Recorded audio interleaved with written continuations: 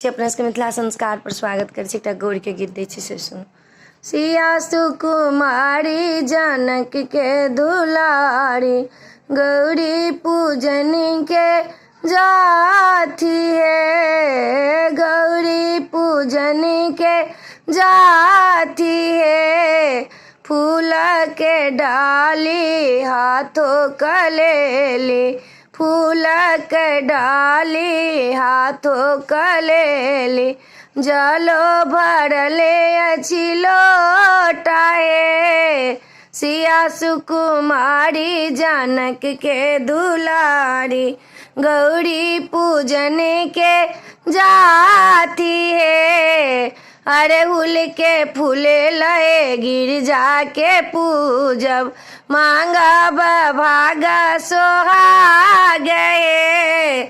हरियर बेल पत्र लए गौरी के पूजब, मांगा भागा सोहा गए। सिया सुकुमारी जनक के दुलारी गौरी पूजन के जाती है। मुंगबा मिठाई पांचों पकवान गौरी के भोगो लगावे, गौरी के भोगो लगावे।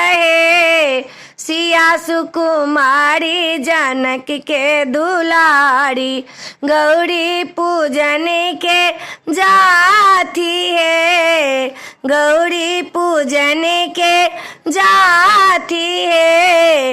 हरद के गौरी बनलानी सिया, हरद के गौरी बनलानी सिया।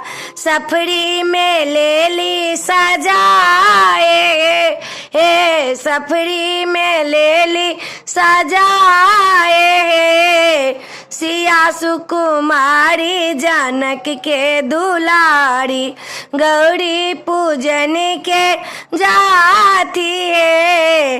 अचरे झापिए सिया गौरों के पूजथिन, अचरे झापिए सिया गौरों के पूजथिन। मांगा थी गोदी बाला कहे, मांगा था अनधन लक्ष्मी हे। सिया सुकुमारी जनक के दुलारी गौरी पूजन के जाती है, गौरी पूजन के जाती है। बनी विद्यापति सुनु है सुने ना, बनी विद्यापति सुनु माँ सुने ना। मांगा बमन बरदान, गौरी सा मांगलो बरदान। वीडियो में अच्छा अपने के नीक लागत तो चैनल के सब्सक्राइब करो, लाइक करो नहीं बिसरबे, कह के नहीं बिसरबे। जय मिथिला, जय माता जी।